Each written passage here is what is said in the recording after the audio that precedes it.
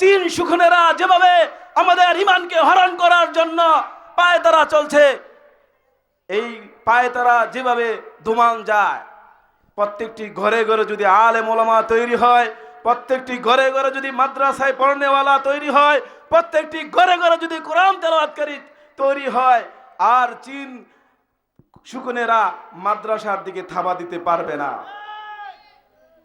ঘরে ঘরে মাদ্রাসা দরকার, বাড়ি বাড়ি মাদ্রাসা দরকার।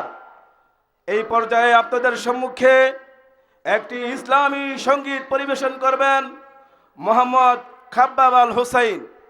মোহাম্মদ খাব্বাব আল হুসাইন।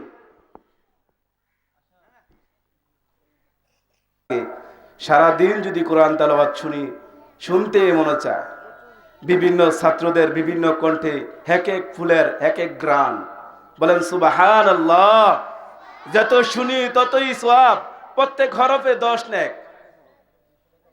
এবার বুঝে পড়ুক না বুঝে পড়ুক, সুবহানাল্লাহ। এই পর্যায়ে আপনাদের সম্মুখে কোরআনুল কারীম তেলাওয়াত করবেন মোহাম্মদ সালাউদ্দিন আহমদ। মোহাম্মদ সালাউদ্দিন আহমদ, হেফজ বিভাগ। আসসালামু আলাইকুম ওয়া রাহমাতুল্লাহি ওয়া বারাকাতুহু। আউযু বিল্লাহি মিনাশ শাইতানির রাজীম। বিসমিল্লাহির রাহমানির রাহিম। ইয়া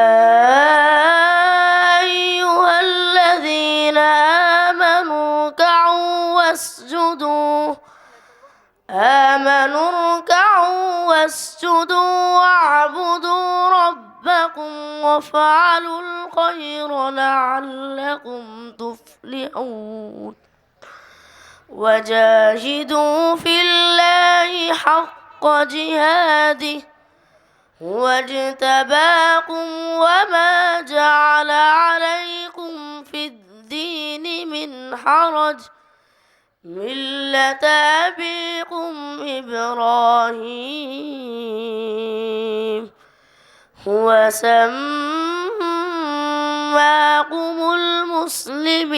المسلمين من قبل وفي هذا ليكون